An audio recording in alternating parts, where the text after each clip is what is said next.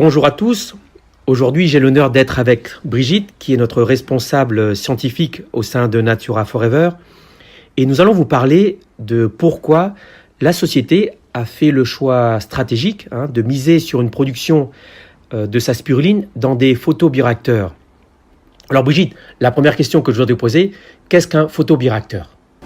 Alors, un photobioréacteur, c'est un système fermé dans lequel on cultive l'algue et sur lequel on contrôle tous les paramètres grâce à des capteurs. Alors, quels paramètres ? Ce sont les paramètres physico-chimiques comme par exemple la lumière, le pH, la température, l'agitation du milieu, mais c'est également la composition du milieu dans lequel on fait pousser cette microalgue. D'accord, donc là, on va vraiment chouchouter notre spiruline. Alors, certains de nos partenaires et distributeurs nous ont beaucoup posé de questions concernant, aujourd'hui, la spiruline et les risques engrangés. En quoi la culture de la spiruline dans des photobioréacteurs permet-elle de mieux maîtriser les risques ?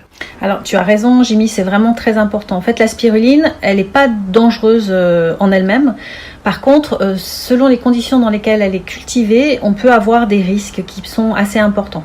Alors, le premier, c'est que la spiruline a la capacité de capter les métaux lourds. Donc, si on cultive une spiruline dans un environnement où il y a des métaux lourds, en fait, elle va stocker les métaux lourds. L'autre risque, si on cultive dans des conditions non maîtrisées la spiruline, c'est d'avoir une contamination par d'autres microalgues qui, par différence à la spiruline, produisent des toxines qui sont vraiment problématiques pour la consommation humaine. Et enfin, en culture, en étang ou dans des serres relativement ouvertes, on a des risques également de contamination par des polluants environnementaux, et je pense en particulier aux pesticides qui peuvent être utilisés sur des cultures à proximité ou pour traiter par exemple des invasions de moustiques ou autres éléments gênants. Donc voilà, donc le fait de travailler sur un photobioréacteur, on maîtrise vraiment tout de A à Z et ça permet de limiter la présence de pesticides, de métaux lourds et de microtoxines produites par d'autres algues qui auraient pu se développer donc conjointement dans les mêmes conditions avec la spiruline. Donc quelque part on obtient une spiruline d'une meilleure pureté alors. Voilà, on a vraiment une pureté qui est garantie avec une maîtrise et également une maîtrise de la qualité de l'eau qui est mise en œuvre dans le milieu de culture de la spiruline, tant sur le plan bactériologique que sur le plan chimique. D'accord. Donc concernant de quelle qualité est la spiruline obtenue lorsqu'on va la cultiver dans un photobioréacteur ?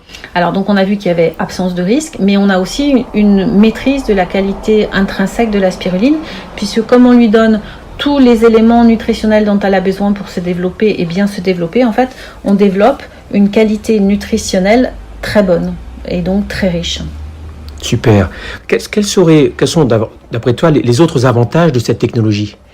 Alors, l'avantage de travailler en photobioréacteur, c'est qu'on s'affranchit de tous les aléas climatiques. Effectivement, la spiruline, pour se développer, a besoin de chaleur, mais également de lumière, donc de soleil. Et donc, elle est très dépendante des saisons et des aléas climatiques. Là, en fermenteur, on maîtrise tout. On n'a pas de dépendance aux conditions climatiques.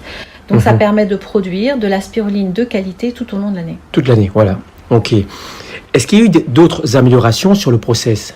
Alors, effectivement, ça serait dommage de ne pas avoir un procédé doux de récupération de la spiruline après avoir produit une spiruline d'une aussi haute qualité.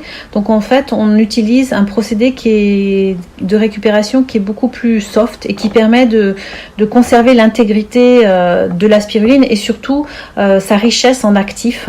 Et donc, de telle manière à proposer une spiruline d'une qualité conservée de A à Z sur tout le procédé, comme par exemple la teneur en phycocyanine ou la teneur en vitamines par exemple. Donc on va vraiment préserver beaucoup plus la qualité intrinsèque alors de notre spiruline, c'est ça ? On a vraiment une bonne production et une bonne préservation de la qualité ainsi produite.